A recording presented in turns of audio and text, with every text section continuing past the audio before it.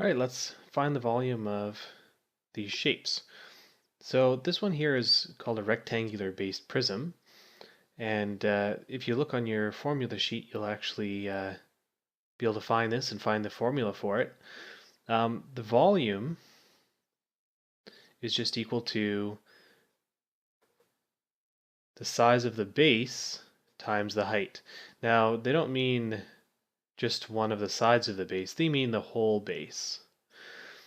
Now, the neat thing about these is that if the base is the same, you can just leave the number the same. So, because as they go up, as they get taller, the base always stays the same size, right? If this rectangle went all the way up to the ceiling, you would still have the same base size. It just would be really, really tall. And that's what this formula is saying. But all it's really saying is find the area of the bottom and multiply it by how tall it is. So let's find the area of the bottom. So that'd be length times width. And then we just leave the height the same. So it'd be length times width times height. So for anything that the sides stay the same shape, like for example, a cone wouldn't work because a cone gets smaller as it goes up, right? A cone, the base, it isn't dependent on just the base staying the same because it gets smaller as it goes up. But if, for example, you had a box, you could calculate the bottom and then multiply it by how tall it is. So for this one, that's all we're doing. We're just saying 70 times 35, right? That's the area of the bottom, or the area of the base, times 40 by how tall it is. So if you do that, you get 98,000 centimeters cubed.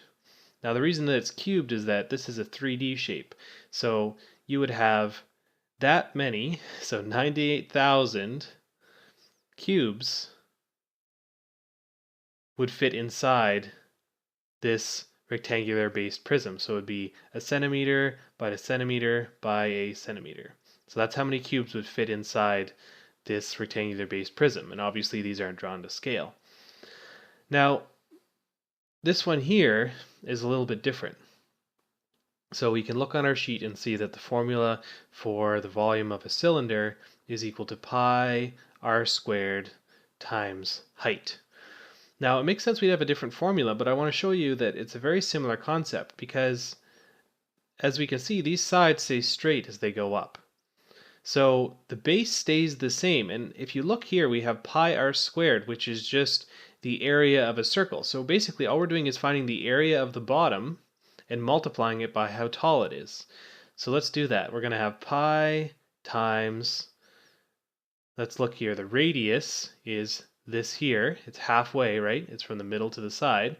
We're given the diameter, so we're going to have to divide that by 2. So the radius is equal to the diameter divided by 2, which is equal to 6 divided by 2, which is equal to 3. So it'd be 3 feet.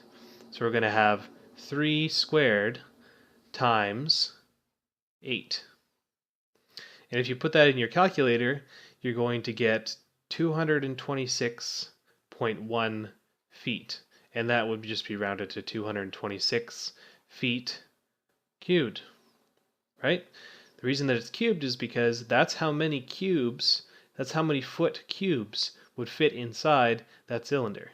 That's a very important concept to understand, is that all we're doing is figuring out how many cubes would fit inside that cylinder. Now, they aren't all perfect cubes, right? They'd need to be cut off and rounded and stuff to fit in. But that is how many cubes would fit inside this cylinder.